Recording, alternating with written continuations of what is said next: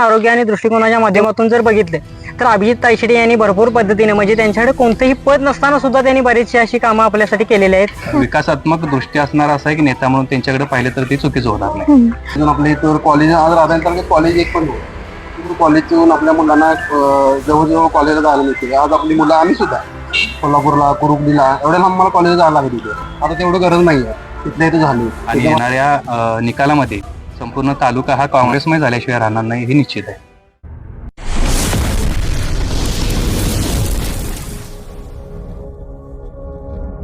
नमस्कार, न्यूजशाही न्यूज मध्ये आपले पुन्हा एकदा स्वागत. जिल्हा परिषद निवडणुकांचा आढावा घेत आपण पोहोचलो आहोत राधानगरी जिल्हा परिषद मतदारसंघामधील पिरळ ह्या गावामध्ये. इथल्या लोकांच्या मनात काय आहे, इथे आता चौरंगी लढत होताना दिसून येत आहे. तर लोकांच्या मनातील नेता कोण आहे हे जाणून घेण्यासाठी आपण त्यांच्याशी संवाद साधूया. रत्नागिरी तालुक्यातील राजकारणात बोलण्यापेक्षा काम करून दाखवणारा नेता तुमच्या दृष्टीने कोण? तसं पाहायला गेलं तर सगळ्यांनीच प्रत्येकाच्या पद्धतीने आपापल्या पद्धतीने काम करण्याचा प्रयत्न केलेला आहे. पण सगळ्यात जास्त आपण आरोग्य आणि दृष्टिकोनाच्या माध्यमातून जर बघितले तर अभिजित तायशेटे यांनी भरपूर पद्धतीने म्हणजे त्यांच्याकडे कोणतेही पद नसताना सुद्धा त्यांनी बरीचशी अशी कामं आपल्यासाठी केलेली आहेत. मग आरोग्य असेल, शाळा असेल, अशी बरीचशी कामं त्यांनी केलेली आहेत. त्यामुळे सध्याच्या परिस्थितीला जिल्हा परिषदेला एकमेव उमेदवार म्हणून अभिजित तायशेटेंना आम्ही प्राधान्य देऊ शकतो.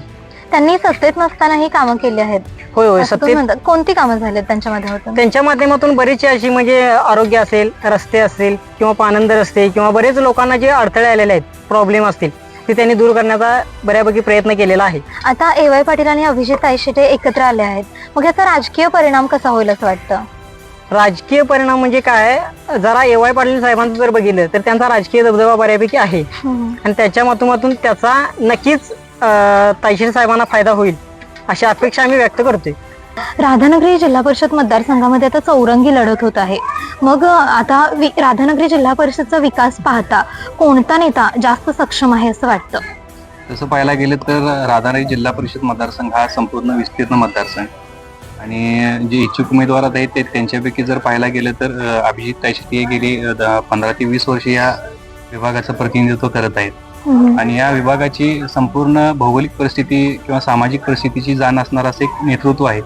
त्यांची दूरदृष्टी पाहिली तर अनेक अशी पर्यटनाची त्यांची चांगल्या पद्धतीचे एक विचार त्यांच्या मनामध्ये आहेत. आणि तसं पाहायला गेलं तर त्यांची कार्य पाहता या विकासात्मक दृष्टी असणारा असा एक नेता म्हणून त्यांच्याकडे पाहिलं तर ते चुकीचं होणार नाही.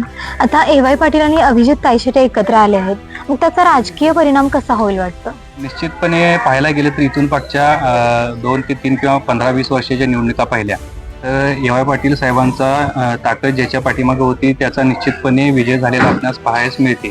तशाच पद्धतीनं ए.वाय. पाटील साहेबांनी जो निर्णय घेतला की काँग्रेसमध्ये जाण्याचा आणि हा काँग्रेसला जी ताकद मिळालेली आहे याचा निश्चितपणे फायदा अभिजित तायशेटेंना येणाऱ्या निवडणुकीमध्ये किंवा त्यांच्यासोबतचे जे 2 उमेदवार आहेत, आमचे मोहन पाटील असतील किंवा चंद्रकांत चौलेंच्या आदरणीय वहिनी असतील, या तिन्ही उमेदवारांना याचा निश्चित फायदा झाल्याशिवाय राहणार नाही. अभिजित तायशेटेंनी सत्तेत नसताना कोणती कामे केली आहेत? पर्यटनाच्या दृष्टीने त्यांचं सुरुवातीपासूनच योगदान या राधानगरी तालुक्याला राहिलेलं आहे. राधानगरी स्मृती केंद्र असू देत किंवा दाजीपूर सारख्या फॉरेस्ट मधली कामं असू देत, अशा विविध प्रकारच्या कामांमध्ये त्यांचं योगदान राहिलेलं आहे. तशाच पद्धतीनं शैक्षणिक कामामध्ये सुद्धा राधानगरीतली मराठी शाळा आहे, तिचं रूप बदलण्याचं काम त्यांनी केलं असं म्हटलं तर ती चुकीचं होणार नाही. जिल्हा परिषदेच्या बऱ्याचशा शाळांना त्यांनी चांगलं योगदान दिलेलं आहे. आता त्यांच्याकडे जी नवीन जबाबदारी आली की गोकुळच्या माध्यमातून एक काम करण्याची संधी त्यांना मिळाली तर त्या माध्यमातून सुद्धा त्यांनी बऱ्याच दूध संस्थांना असेल किंवा शेतकरी कष्टकरी वर्गासाठी जे योगदान देता येईल ते आपल्या परीनं किंवा आपलं जे शिक्षण संकुल त्यांनी उभा केलेलं आहे त्याच्या माध्यमातून सुद्धा बऱ्याचशा विद्यार्थ्यांना किंवा स्थानिकच्या तरुणांना एक रोजगार देण्याचं काम केलं असं म्हटलं तर ते चुकीचं होणार नाही. एकूणच राधानगरी जिल्हा परिषद मतदारसंघातील राजकीय सद्यस्थिती कशी आहे? तसं पाहायला गेलं तर आता ए.वाय. साहेब गट आणि काँग्रेस हे विलिनीकरण झाल्यामुळं निश्चितपणे श्रीमंत छत्रपती शाहू महाराज असतील किंवा आदरणीय बंटी साहेब असतील यांचा ताकद ह्या राधानगरी तालुक्यामध्ये वाढलेली अशी म्हटली तर ती चुकीचं होणार नाही. आणि येणाऱ्या निकालामध्ये संपूर्ण तालुका हा काँग्रेसमय झाल्याशिवाय राहणार नाही हे निश्चित आहे. राधानगरी जिल्हा परिषद मतदारसंघात सध्या राजकीय स्थिती कशी आहे? सगळी अभिजित तायशेटे साहेबांच्याकडून बऱ्यापैकी आहे. सगळं अनुकूल वातावरण चांगलं आहे त्यांच्या बाबतीत. त्यांनी मागच्या वेळी जिल्हा परिषदेच्या मतदारसंघात भरपूर असा निधी पण आणलाय, भरपूर कामं केली. त्यातनं आमचं भजनी मंडळ आहे अच्छा. ते पण त्यांनी रजिस्ट्रेशन करून दिले. हम्म. त्यांचं म्हणजे प्रतिवेळी आपल्या गावावर त्यांची फेरी असते अधूनमधून. मग ह्या सर्व त्यांनी जे कामं केलेत त्या कामांच्या बेसिसवर जनता ह्यावेळी त्यांना चांगला प्रतिसाद देईल असं वाटतंय का? ह्यावेळी त्यांच्या बाजून संपूर्ण म्हणजे बऱ्यापैकी वातावरण त्यांच्या बाजून आहे. आणि त्यामध्ये कसं एवाय साहेबांचा गट त्यांना मिळाला, आपल्या राधानगरी तालुक्यातनं आपची पण त्याची साथ मिळाली, त्याच्यामुळे त्यांच्या बाबतीत म्हणजे चिंता कुठलीच नाही. राधानगरी तालुक्यातील राजकारणात बोलण्यापेक्षा काम करून दाखवणारा नेता कोण आहे तुमच्या मते? आमच्या मते बघायला तर एकच अभित तसेच आहेत. ह्या जिल्हा परिषद मतदारसंघाच्या विकासाच्या बाबतीत पुढे नेण्याचं विजन घेऊन कोण आता म्हणजे वाटचाल करत आहे? आता ताशीर साहेबच. मग काय वाटतं पिरलची एकूणच जनता कोणाला साथ देणार? 75% अभित ताशीर सब. अच्छा, आता तुम्ही म्हणताय मग पिरलची एवढी जनता अभिजित तायशेटेंना साथ देणार, मग बरोबर. जर ते निवडून आलेत ते सत्तेत नसताना त्यांनी अशी कोणती कामं केली ज्याच्या बेसिसवर तुम्ही आता हे बोलत आहात? कामं भरपूर आहेत त्यांच्या, कॉलेज वगैरे आहे. कॉलेजच्या माध्यमातून आपल्या इथे मुलांना वगैरे पेक्षा बाहेर जायला लागत ते जवळच्या पासून मिळते. राधानगरी मतदारसंघातील एकूण सद्यस्थिती कशी आहे? काय वाटतं कोणाचं वातावरण आहे? आता वातावरण म्हणायचं तर आता कसं तर युती झाली म्हणजे आमच्या गावात तरी म्हणजे हातातच हे हम्म. हे आहे जोर. म्हणजे काय कामं झाली आहेत तिथे? आता हिने म्हणजे कामच झालेली म्हणजे आता कसं प्रत्येक हिने केलेले आहे, पालकमंत्र्यांनी सुद्धा केलेली आहेत. हम्म. आता त्यासनी बी डावलून नाही आम्हाला चालत नाही, अच्छा. कारण तिने बी कामं केली आहेत म्हणजे. हम्म. आणि आता हिने बी तहसील साहेबांनी बी कामं केलेली आहेत. हम्म. तिथे म्हणजे ही सुविधा म्हणजे काहीतरी शाळेची म्हणा हे जे सुविधा केलेल्या आहे त्यासनी बी आम्हाला काही डावलता येत नाही. मग काय वाटतं आता नेतृत्व म्हणजे आता अभिजित आयशेटे बोललात तुम्ही, तर त्यांच्या केलेल्या कामांच्या ह्यानं जनता त्यांना चांगला प्रतिसाद देईल का? देणार की साथ, कारण तसं म्हणजे हे बी आहे वातावरण बी तसं आहे. राधानगरी जिल्हा परिषद मतदारसंघाला विकासाच्या दृष्टीने पुढे नेण्याचं विजन आतापर्यंत कोणी ठेवलं आहे? हे बघा, मी बाबुराव ज्ञानदेव मापसेकर, माझं गाव पिरळ. हम्म. मी गावचा डेप्युटी सरपंच म्हणून मी काम करतो इथे. थोडासा जर आता म्हणजे राधानगरी तालुक्याचा जर विचार केला तर या मतदारसंघामध्ये 35,000 मतदार आहेत. हम्म. तर त्यापैकी बऱ्यापैकी 2017ला झालेल्या इलेक्शनमध्ये साहेब थोड्याशा मताने पडलेले होते, कोण? अभिजित तायशेटे साहेब. अच्छा. आणि त्यावेळी दोनच पक्ष होते, हम्म. एक राष्ट्रवादी आणि दुसरा पक्ष म्हणजे काँग्रेस. आणि ह्यावेळची जर परिस्थिती बघितली तर पक्ष जास्त आहेत, 4 पक्ष आहेत. हम्म. आणि 4 पक्ष असून एवाय साहेबांचा जो गट आहे अच्छा. तो एवाय साहेबांचा गट राष्ट्रवादीचा हा काँग्रेसला जमा झालेला. मग आता एवाय पाटील आणि अभिजित आयशेटे एकत्र आले, त्याचा होय. राजकीय परिणाम कसा होईल असं वाटतं? मला तरी असं वाटतंय की बऱ्यापैकी तायशेटे साहेब हे निवडून येणार, ह्यात काय बदल होणार. त्यांनी सत्तेत नसताना कोणती कामे केली आहेत? सत्तेत नसताना गावचं प्रत्येक गावाची शाळेची सुधारणा किंवा शांत डोक्याने गावचं राजकारण करणे, हम्म. हे असं शांत स्वभावाचं एक डोक्यावर बर्फ ठेवून काम करण्याची पद्धत त्यांची आहे. आता एकूणच पाहायला गेलं तर राधानगरी जिल्हा परिषद मतदारसंघातील राजकीय स्थिती कशी आहे? राजकीय परिस्थिती जर बघितली तर आता थोडस तायशेटे साहेबांचं वजन जास्त वाटतं. मग एकूणच जनता त्यांना प्रतिसाद चांगला देईल का? देणार 100%. आणि प्रत्येक गावातून त्यांना प्रतिसाद चांगला. त्या पिरळ गावातलं मला वाटते जर विचार केला तर एकूण मतदान मला वाटते सर्वसाधारण 2100 मतदान पिरळ मधलं आहे, त्या आपल्या पिरळ गावामधलं. तर त्यापैकी 2100 मतदानपैकी 1800 मतदान नोंदते. अच्छा.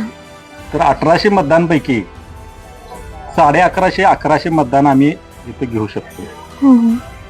एवढं मग आता जर अभिजित तायशेटे निवडून आले तर अजून कोणती कामे अपेक्षित आहेत त्यांच्याकडून? काय सतत कामं करणारीच ती व्यक्ती आहे, त्याच्यामुळे कामं करीतच राहणार, प्रत्येक गावचा विकास करीतच राहणार. राधानगरी जिल्हा परिषदचा एकूणच विकास पाहता ह्या निवडणुकीला उभ्या राहिलेल्या 4 उमेदवारांपैकी कोणता नेता जास्त सक्षम आहे असं वाटतं?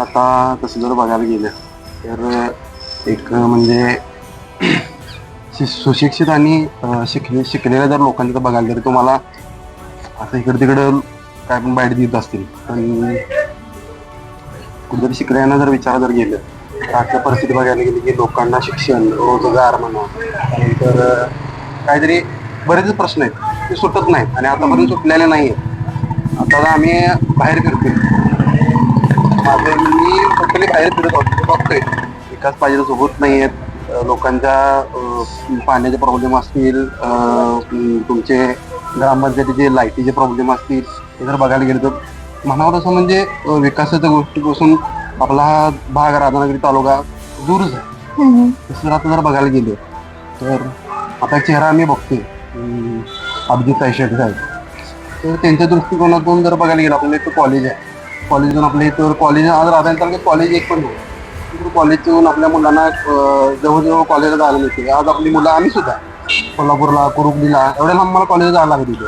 आता तेवढं गरज नाही आहे, तिथल्या इथं झाली. त्याच्यामार्फत आता कुरुंद्याजवळ कुठेतरी त्यांचा एक प्लॅन आहे मोठं मल्टी स्पेशालिटी हॉस्पिटल बनवायला.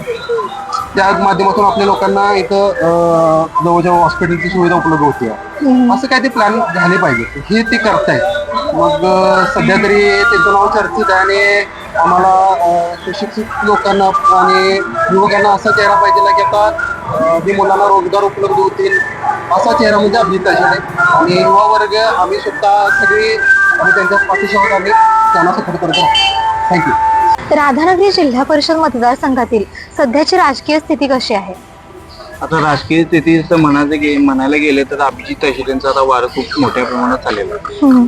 राधानगरी जिल्हा परिषदचा विकास पाहता इथली विकास कामं जी आधीची असतील ती कोणी केली आहेत आणि इथं जो कोणी उमेदवार निवडून येईल म्हणजे काय वाटतं कोण कामं करेल? अभिजित तायशेटे साहेब तसे काम करणारे आहेत. त्यांनी या पिरळ गावामध्ये कोणतेही पद नसताना भरपूर कामे केलेली आहेत या 5 वर्षामध्ये. राधानगरी तालुका म्हणजे पर्यटनाची पंढरी मानली जाते. मग पर्यटनाच्या दृष्टीने विकास कामं कोण करेल असं वाटतं? आता सध्या तर तुम्ही बघितलं तर आसण्याचा जो प्रकल्प आहे म्हणजे थोडक्यात, तर त्याची जी कल्पना आहे ती अभिजित साहेबांचीच आहे. त्यांच्याच प्रयत्नातून ते पर्यटन स्थळ किंवा पर्यटकांना खूप चांगल्या प्रकारे डेव्हलपमेंट तिथं हे रोजगार उपलब्ध करून दिलेला आहे साहेबांनी. विद्यमान सदस्यांनी केलेल्या कामातून तुम्ही समाधानी आहात का? सध्या तर नाही. आपण काय अजून अपेक्षित आहे? खूप चांगल्या प्रकारे आपण हे केलं पाहिजे होतं. आपल्याकडे पद होतं एक 7-8 वर्षामध्ये, निधी म्हणावं तसं आपल्या गावाला आला नाही. मग काय वाटतं आता म्हणजे त्या केलेल्या कामांच्या ह्याच्यावर पिरळची जनता कोणाला साथ देईल? आता तरी सध्या अभिजित तायशेटे. हे आहे गोकुळचं श्रीखंड, अगदी जिभेवर रेंगाळणार. जिभेवरच नाही तर मनावरही रेंगाळणार. गोकुळ श्रीखंड, मनावर रेंगाळणार.